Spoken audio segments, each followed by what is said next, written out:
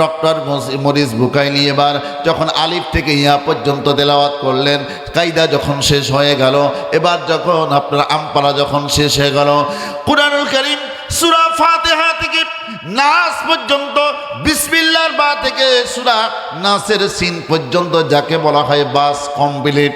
আল্লাহ পাক রব্বুল আলামিনের পুরা কুরআনুল কারীম পড়ে যখন শেষ করে দিল, দেখে দেখে যখন পড়ল, এবার তো অর্থ জানে। এবার বললেন, হুজুর আমাকে গ্রামার শিক্ষা দেন, আমি অর্থ সহকারে শিখতে যাই। এবার পড়লেন, আউযু বিল্লাহি মিনাশ শাইতানির রাজিম, বিতাড়িত মরদুদ থেকে মহান আল্লাহ তাআলার কাছে পানা চাচ্ছি, বিসমিল্লাহির রহমানির রহিম। এবার উনি পড়লেন কি, উনি শিখাইয়া দিলেন, পরম করুণাময় মহান আল্লাহ তাআলার নামে শুরু করছি, আলহামদুলিল্লাহি রাব্বিল আলামিন। সমস্ত প্রশংসা, সমস্ত তারিফ যিনি দুই জাহানের বাদশা, মালিক ইয়াউমিদ্দিন, যিনি বিচার দিবসের মালিক, আর রহমানির রহিম, যিনি রহমান আবার রহিম। ইয়াকা না'বুদু ওয়া ইয়াকা নাস্তাঈন, তার আমি ইবাদত করি, তার কাছে সাহায্য চাই, তার আইন মানি। চিৎকার দিয়ে বলুন আল্লাহু আকবার। এইভাবে যখন সূরা ফাতিহা শেষ, এবার সূরা যখন বাকারা গাভীর নামে যখন সূরা শুরু করলেন, আলিফ লাম মিম ওয়াল্লাহু আ'লামু বিমুরাদি, এর অর্থ আল্লাহই ভালো জানেন। যালিকাল কিতাবু লা রাইবা ফি, এই কিতাবের মধ্যে কোনো সন্দেহ নাই। এবার ডক্টর মরিস বুকাইনি এবার কারি তৈয়ব রহমাতুল্লাহি আলাইহিকে প্রশ্ন করলেন, ও কারি তৈয়ব রহমাতুল্লাহি আলাইহি, এবার আপনি বলুন, যালিকা মানে উহা, হাযা মানে ইহা, যালিকা আমার সামনে তো কোরআন, তাহলে বলার দরকার ছিল হাযাল কিতাব, কিন্তু আল্লাহ কি জন্য বলেন যালিকাল কিতাব, বলার কারণটা কি? চিৎকার দিয়ে বলুন আল্লাহু আকবার। এই জায়গাতে ব্যাখ্যা করলেন চারটা, জোরে বলেন কয়টা? আরো যারা কয়টা আগে ওলামা থাকলে বুঝতেন, আমি সেই দিকে আর যাব না। এবার আপনাদেরকে বুঝাতে চাই, এই কথা শুধু মাথার মধ্যে ঢুকায় নেন। যালিকা মানে উহা, উহা মানে কি? আল্লাহ পাক রব্বুল আলামিন কোন কিতাবের কথা বললেন? যারা পড়ুন। বাল হুয়া কুরআনুম মাজিদুন ফি লাউহিম মাহফুজ। কোরআনের মধ্যে কি আসেনি? আছে। ও মুসলমান ভাইরা, সূরা বুরুজ আল্লাহ পাক রব্বুল আলামিন জানায় দিলেন, যালিকাল কিতাব মানে ওই কিতাব, যেই কিতাব লাউহে মাহফুজে রয়েছেন। এই আসমানটা যত বড়, লাউহে মাহফুজটা তত বড়। আল্লাহ পাক রব্বুল আলামিন পুরা কুরআনুল কারীম লাউহে মাহফুজের তক্তায় লিপিবদ্ধ করে নিয়েছেন। ও মুসলমান ভাইরা, গভীর মনোযোগ দিবেন। আমার নবী, বিশ্ব নবী লাউহে মাহফুজ দেখেছেন। আল্লাহু আকবার। আল্লাহর সাথে মোলাকাত করে এসেছেন, দেখা করে এসেছেন।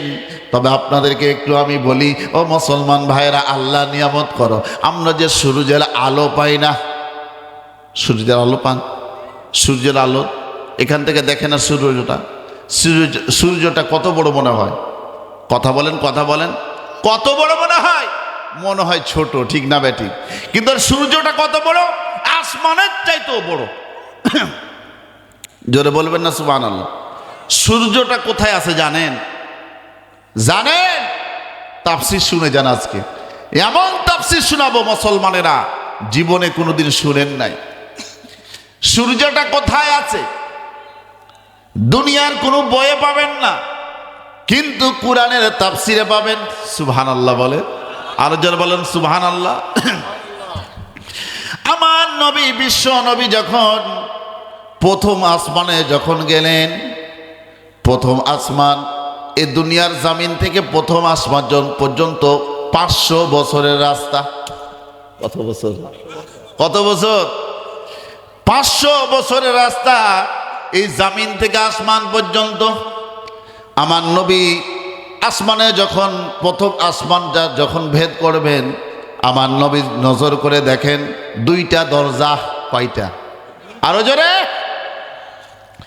2টা দরজা। দরজাটা খুলে না, দরজায় তালা আছে, চাবির দরকার আছে না? নাই, চাবি ছাড়া তালা খুলবে? আল্লাহ পাক রব্বুল আলামিন শিখাইয়া দিলেন, এই তালার চাবি হচ্ছে বিসমিল্লাহির রহমানির রহিম।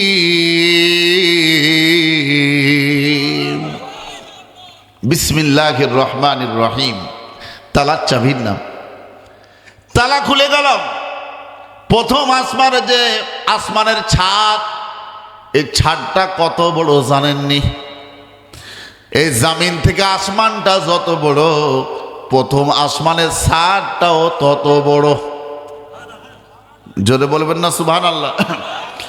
আবার নবী, বিশ্ব নবী বলেন প্রথম আসমানের ছাদ ওটাও 500 বছরের রাস্তা। আমার নবী এবার দ্বিতীয় আসমানে যখন যাবেন, প্রথম আসমান পার হয়ে দ্বিতীয় আসমানের ছাদ পর্যন্ত 500 বছরের রাস্তা। আবার আমার নবী তৃতীয় আসমানে গেলেন। চতুর্থ আসমানে যায় আমার নবী দেখতে পেলেন সূর্যটা প্রথম আসমানে নাই, দ্বিতীয় আসমানে নাই, তৃতীয় আসমানে নাই। আল্লাহ পাক রব্বুল আলামিন চতুর্থ আসমানে ফিট করে দিয়েছেন স্বচ্ছ গিলাস দিয়ে। এই সূর্যটাতে কি কোনো দাগ দেখতে পান? কোনো দাগ নাই। আল্লাহ পাক রব্বুল আলামিন এত স্বচ্ছ গিলাস দিয়ে তৈরি করেছেন, বলুন সুবহানাল্লাহ। 4 নম্বর আসমান, তার উপরে কয় নম্বর? 5। তার উপরে 7। তাহলে 7 থেকে 6, তারপরে 5, তাহলে 7 নম্বর, তারপরে 6, তারপরে 5, তারপরে কত? 4টা বাদ দেন। 4 হচ্ছে মিডিল পয়েন্টে, তার নিচে 3, তার নিচে 2, তার নিচে 1, উপরে 3, নিচে 3, মাঝখানে 4। আল্লাহ সুবহানাহু ওয়া তাআলা মাঝামাঝি সূর্য আল্লাহ তাআলা ফিট করে দিলেন, সেট করে দিলেন, বলুন সুবহানাল্লাহ। আমার ভাইরা, আমার বন্ধুরা, লাউহে মাহফুজ আল্লাহর নবী দেখেছেন। এবার আসেন সেই লাউহে মাহফুজে যালিকা, যেই শব্দটার কথা বলতে যে এত কথা নিয়ে আসলাম, আল্লাহ পাক রব্বুল আলামিন হাজাল কিতাব ব্যবহার না করে যালিকা ব্যবহার করলেন। কারণটা হচ্ছে এই কোরআন নয়, এর মূল কোরআন হচ্ছে আসমানে আছে, লাউহে মাহফুজে, আর যেটা আছে এটা হচ্ছে ফটোকপি। তার মানে বোঝা গেল আমার আল্লাহ বলেন ইন্না নাহনু নাযালনা যিকরা ওয়া ইন্না লাহু লাহাফিজুন।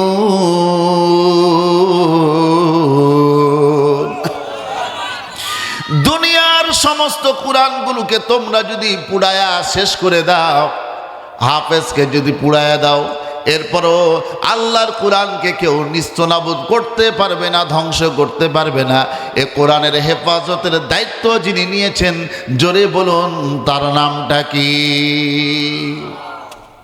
ঠিক আছে মুসলমান ভাইরা, ডক্টর মরিস বুকাইলি, মনে আসেনি?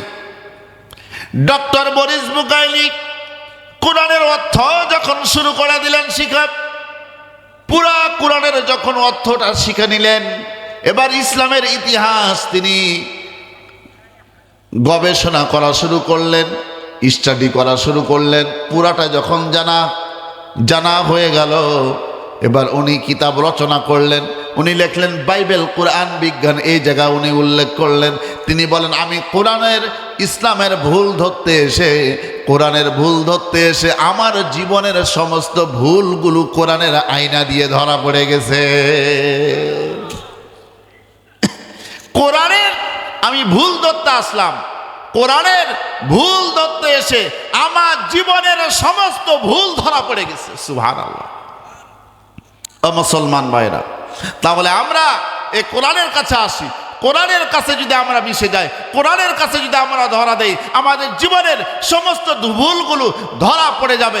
যখন জীবনের ভুল ধরা পড়ে যাবে, তখন আমরা সংশোধন হব। আর যখন আমরা সংশোধন হব, তখন আল্লাহর নৈকট্য আমরা লাভ করতে পারবো। আল্লাহর নৈকট্য যখন আমরা লাভ করব, তখন আল্লাহ পাক রব্বুল আলামিন বলেন ওয়াসিকাল্লাযী নাত্তাকু রাব্বাহুম ইলাল জান্নাতি যুমারা। আমি আল্লাহ পাক রব্বুল আলামিন হাসরের ময়দানে ডাক দিয়ে বলবে, ও বান্দা, আজকে আমি তোমাদেরকে জান্নাতের মেহমান বানায় দিলাম। সেই জান্নাতে কি আমরা যেতে চাই? যারা বলেন কেমন যেতে চাই? মসজিদে দেখা যায় নামাজে মুসল্লি নাই, ভুল বলেছি কি? জোহরে, আসরে, মাগরিব, এর সাথে যা আছে ফজরে তার অর্ধেকও নাই। আবার জুমাবারের দিন, শুক্রবারের দিন, আমরা তো শুক্রবার বলি, শুক্রবার কোনো মুসলমান বলবেন না, বলবেন জুমাবার। কি বলবেন? জোরে বলেন। কারণ শুক্র খ্রিস্টানদের একটা দেবতার নাম, সরি হিন্দুদের দেবতার নাম। কাদের দেবতার নাম? হিন্দুদের দেবতার নাম। এই জন্য আমরা শুক্রবার ব্যবহার করব না। আমরা হাদিস অনুযায়ী আমরা ব্যবহার করব জুমাবার। কি বলবো? সবাই বলেন, আরে ভাই জোরে বলেন, জুমাবার। ও মুসলমান ভাইরা, আল্লাহ পাক রব্বুল আলামিনের কাছে সবচেয়ে প্রিয় জায়গা হচ্ছে আল মসজিদু বাইতুল্লাহ, আল্লাহর ঘর মসজিদ। সেই ঘরকে আমরা ভালোবাসবো কম না বেশি? জোরে বলেন, জোরে বলেন। আমরা ভালোবাসবো কম না বেশি? আপনাদেরকে একটা কথা বলতে চাই, আপনাদের জন্ম কোন দেশে? জি, সবাই হাত উঠান। কাদের কাদের বাংলাদেশি জন্ম তারা হাত উঠাবেন। যাদের বাংলাদেশি জন্ম এক হাত না দুই হাত উঠান। দুই হাত। ছেলে মোবাইল কি বাবা, মোবাইলকে এত টিপা টিপি প্রেম করছো নাকি? নাউজুবিল্লাহ, এই কাজ করিও না। কোরআনের মাহফিল বাদ দিয়ে মোবাইল টিপা টিপি বাদ। দুই হাত উঠান ভালো করে। আপনাদের জন্ম কোন দেশে? বাংলাদেশ না হয়ে যদি আপনাদের জন্ম হতো ইসরায়েলে, তাহলে কেমন হতো? হাত নামান, আমার দিকে সবাই নজর করেন। ইসরায়েলে একজন মুসলমানের ঢুকা নিষিদ্ধ।